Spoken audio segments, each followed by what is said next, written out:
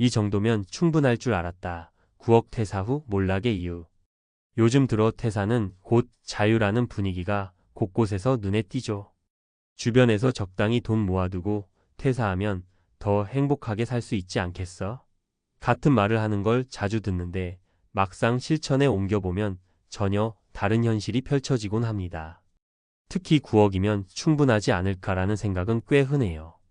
9억이라는 돈이 작은 액수는 아니지만 그저 액수만 바라보다가 정작 제2의 인생 설계를 놓쳐버리는 경우가 많거든요. 오늘은 실제로 9억이 있으면 모든 게 해결될 줄 알고 확 그만뒀다. 생각지도 못한 문제들을 만난 사례들을 이야기해 보려 해요. 9억채로 편하게 전할 테니 내 일처럼 들여다보시면서 은퇴 준비에 참고하셨으면 좋겠습니다. 1. 착각에서 시작된 잘못된 은퇴 계획. 9억? 나 정도면 벌써 파이어족 아닌가? 이렇게 말하며 당당하게 퇴사 버튼을 누른 사람이 많아요. 퇴사 당시에는 자신감이 하늘을 찌르죠. 통장에 9억이면 이자만 받아도 괜찮을 것 같고 적당한 투자로 매달 생활비가 나오지 않을까 하는 순진한 기대가 있습니다. 하지만 막상 퇴사 후에는 예상치 못한 변수가 한두 개가 아니에요. 이제 출근 안 해도 되니까 너무 좋다. 라는 해방감은 딱 몇 달 뿐이죠. 그 뒤부터는 내가 정말 잘 살고 있는 걸까? 라는 불안감이 몰려와요. 심지어 세금, 보험료, 주거비, 생활비, 가족 지원금 등등 내야 할 돈은 계속 쌓이는데 이게 생각보다 빠르게 통장을 갉아먹는다는 거예요. 이쯤에서 내가 안일하게 생각했구나 하고 깨닫게 되는데 이미 돈은 어느 정도 써버렸고 아직은 재취업도 하지 않은 상황. 기왕 퇴사했는데 다시 취업할 곳을 찾으려니 예전만큼 조건이 좋지도 않고요. 이때부터는 은퇴 생활이 아니라 사실상 막막한 백수 생활로 전락하기 쉽습니다. 아래 사례 3가지를 통해 실제로 어떤 일들이 벌어졌는지 살펴볼게요. 2. 사례 1 중소기업 20년 근무 후 퇴사한 김상민 가명씨 이야기. 내가 20년이나 일해서 9억 가까이 모았으면 이제 좀 즐겨도 되지 않을까?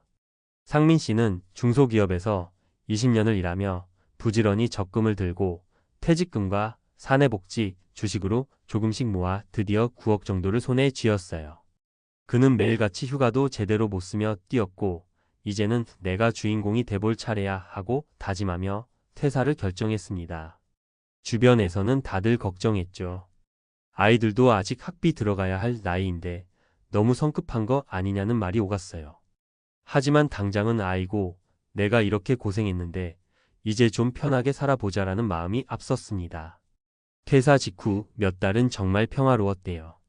매일 늦잠 자고 아이들과 여행도 다니고 그간 해보지 못했던 취미생활도 마음껏 즐겼죠. 이 맛에 파이어족 하는구나 싶을 정도로 행복했다고 합니다. 문제는 퇴사 후 정확히 1년 차였어요.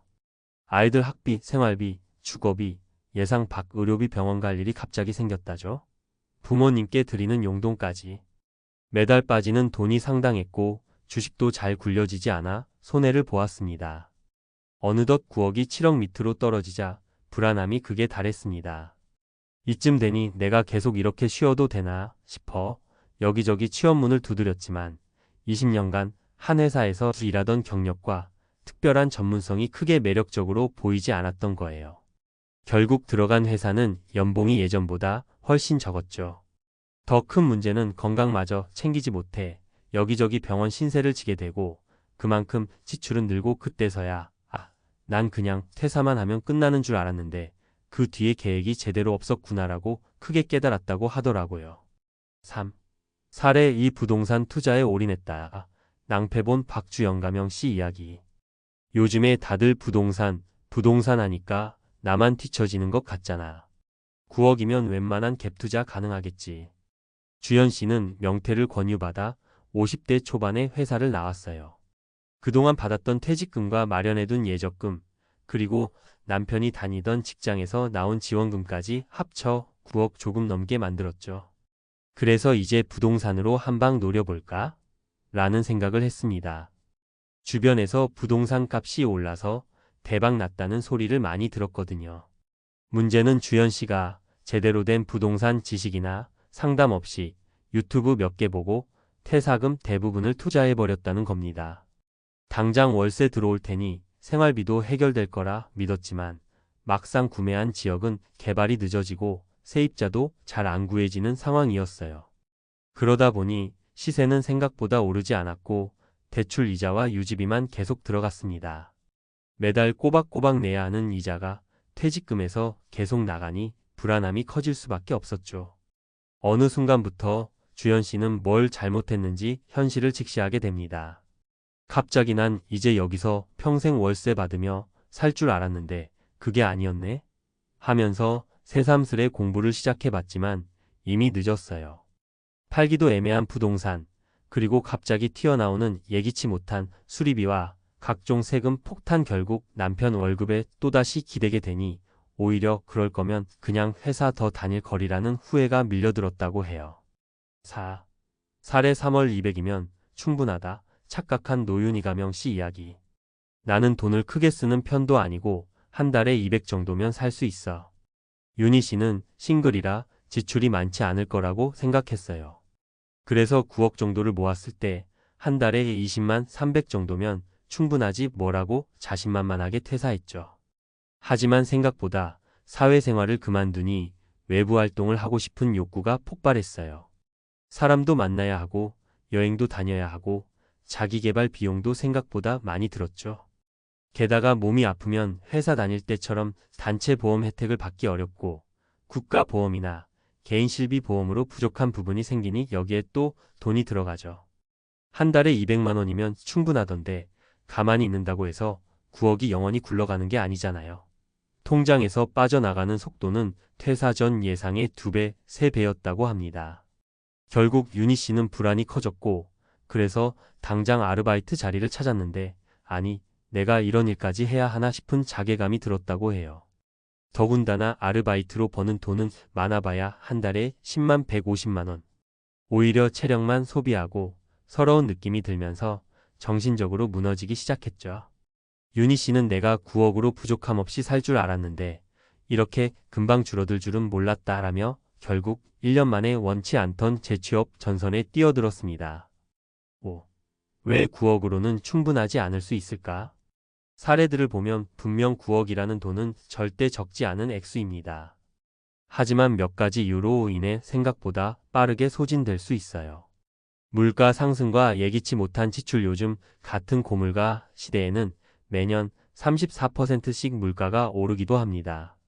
퇴사 후 시간은 많은데 소비는 늘어나는 구조예요.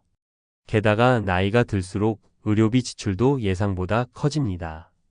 은퇴 후 삶의 방향성 부재 일 그만두고 나면 내가 뭘 할까?를 구체적으로 고민하지 않으면 막상 시간과 돈이 주어졌을 때 당황합니다. 이것저것 시도하다 보면 예상치 못한 지출이 꼬리를 물고 늘어나요. 불확실한 투자, 퇴직금을 불려보겠다고 무리하게 투자에 뛰어드는 경우가 많지만 본인이 잘 아는 분야가 아니라면 손실 위험이 높아요. 주변 사람들이 성공했다는 이야기는 성공 사례가 드라마틱해서 들릴 뿐이지 실패 사례도 부지기수라는 걸 인식해야 합니다. 재취업과 건강의 함정. 퇴사 전에는 아직 내 몸은 멀쩡하고 일하려면 언제든 할 수 있지라고 생각합니다. 하지만 실제로 나이가 들수록 취업 문턱은 높아지고 건강 문제도 예상보다 빨리 찾아올 수 있어요. 6. 그렇다면 어떻게 준비해야 할까? 그래, 9억도 안심할 수 없다면 그럼 난 어떻게 해야 하지? 이런 생각 드실 수 있어요. 은퇴 준비란 단순히 얼마 모았느냐를 넘어서는 문제예요. 다음 몇 가지 포인트를 꼭 짚어보시면 좋겠습니다. 퇴사 시점 재점검. 정말로 지금 퇴사해도 되나? 혹시 회사에서 좀 더 버틸 수 있는 방법은 없나? 안정적인 급여 흐름을 조금이라도 늘릴 수 있으면 훗날 부담이 훨씬 줄어듭니다. 지출 구조 파악. 한 달에 실제로 얼마나 나가고 줄일 수 있는 부분은 어디인가? 대출 이자나 보험, 세금 등을 최대한 합리적으로 세팅할 수 있는 방법을 찾아야 합니다. 투자 및 자산관리 공부. 부동산이든 주식이든 남들 따라 하기보다는 본인이 정말 이해하고 있는지 점검하세요. 필요하다면 전문가와 상담해 중장기 전략을 세우고 리스크 관리 방안을 마련해야 합니다. 제2의 커리어 혹은 소일거리 준비. 완전히 일 안 하는 삶보다는 몸에 무리가 없는 범위에서 꾸준히 할 수 있는 일이 있으면 좋습니다. 설령 적은 수입이라도 계속 유입이 있고 삶의 활력도 얻을 수 있는 무언가가 필요해요. 건강관리. 은퇴하면 의외로 더 운동하기 쉽다고 생각하지만 막상 생활 패턴이 무너져서 건강을 해치는 경우가 많습니다. 평소 식습관, 운동 습관을 잘 잡아둬야 의료비 부담도 덜고 삶의 질도 지킬 수 있어요. 7. 마무리하며. 이 정도면 충분할 줄 알았다. 9억 퇴사 후 몰락의 이유라는 문장을 보며 혹시 나도 비슷한 착각에 빠져 있는 건 아닌지 돌아보게 되셨나요? 사실 9억이라는 수치는 각자 상황에 따라 많은 돈일 수도 적은 돈일 수도 있어요. 중요한 건 내가 어떻게 그 돈을 관리하고 어떤 삶의 방향성으로 살 것인가입니다. 오늘 소개한 3가지 사례처럼 제대로 된 계획과 준비 없이 그냥 돈 좀 있으면 되겠지 하고 퇴사 버튼을 누르면 의외로 빠른 시간 안에 그 돈이 바닥을 보일 수 있거든요. 게다가 재취업도 쉽지 않고 사회적 지위와 자신감이 낮아지면서 악순환에 빠지는 경우가 허다해요. 그러니 혹시 지금 퇴사를 고민 중이시라면 적어도 23년치 현실적인 지출과 인생 플랜을 꼼꼼하게 그려보시길 권합니다. 모아둔 돈이 나를 평생 책임져 줄 거라는 막연한 기대보다는 어떻게 하면 돈을 지키고 내 삶의 가치를 지키면서 길게 지속할 수 있을까를 고민하셔야 해요. 은퇴 후에야말로 또 다른 시작일 수 있으니까요. 은퇴라는 건 끝이 아니라 새로운 인생 단계의 출발점입니다. 그리고 그 길을 미리 설계해두는 자와 그렇지 않은 자의 삶은 꽤나 달라집니다.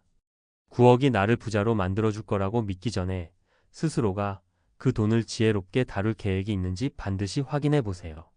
은퇴 후에 맞이할 삶이 진정한 행복이길 바랄게요.